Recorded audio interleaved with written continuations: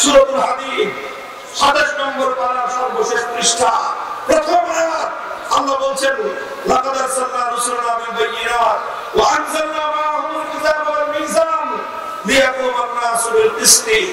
আল্লাহ বলতেছেন আমি যুগে যুগে নবীদেরকে পাঠিয়েছি, যুগে যুগে আমি আসমান থেকে কিতাব নাযিল করেছি। কেন করেছি? নবীরা দুনিয়াতে কেন এসেছেন?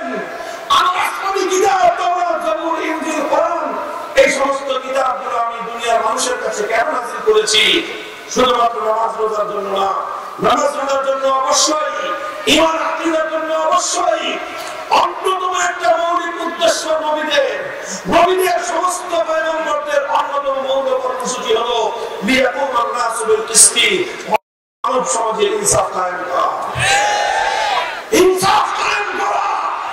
যদি ইনসাফ কায়েম করার জন্য আমরা চেষ্টা করতে না পারি, বেইনসাফের বিরুদ্ধে যদি রুখে দাঁড়াতে না পারি, আলেম পরিচয় ধারণ করবার অধিকার আমার না।